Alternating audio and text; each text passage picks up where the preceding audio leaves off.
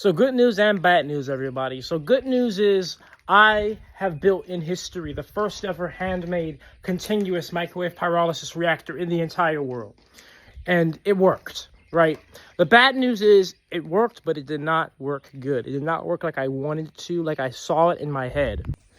This is where the plastic is fed in normally through my vacuum feeding system, and take a look.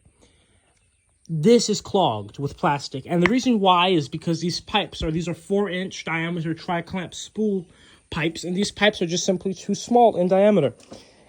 And so even when the system did work and it wasn't clogged, stuffed full of plastic, where it wasn't even working anymore like it is now, when it was working, the amount of plastic that was actually falling into the machine continuously was little trickles because there just was not enough volume.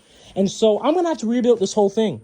This is the life of passion and innovation. You mess up even after putting so much hard work and blood, sweat, and tears, and got to go back to the drawing board. It took me 3 months to build this. I did a lot of other little upgrades too, like recoating the machine in silver. But still, I got to rebuild the entire system, and essentially it's going to work like this. I need essentially this entire machine, this entire chamber, all of this volume as the feed chamber. So essentially imagine this, like a double-decker machine.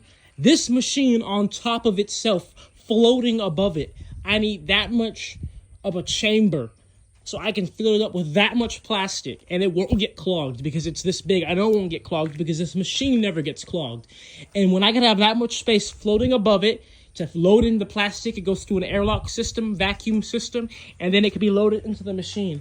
It will be tons of plastic continuously fed, not little trickles. I need pounds of shredded plastic falling in to this machine while it's 300 degrees Celsius hot on the inside. That, my friends, is the only way I'm going to be able to achieve the benefits of a continuous system that I saw in my head. The efficiency gains, the time gains, and the amount of energy output, versus the energy input gains that I want. That's the only way if it's continuous like that. So what I'm going to do is I'm going to order some 10-inch diameter pipes. I'm going to order flanges, and I'm going to be able to, end up hooking it all up above this and then, bolting all of them together. And then it's going to be like I said, like a chamber floating above the machine, essentially. And then I got to build some more auger blades. And a lot of people always get on to me about me building the auger blades by hand, bending them around the tree. The cost to have 2 auger blades the size of this chamber and the new chamber I'm building, to have 2 of those, right, and have them professionally manufactured is literally the cost of this entire system right now. They are that expensive. And so if I can take some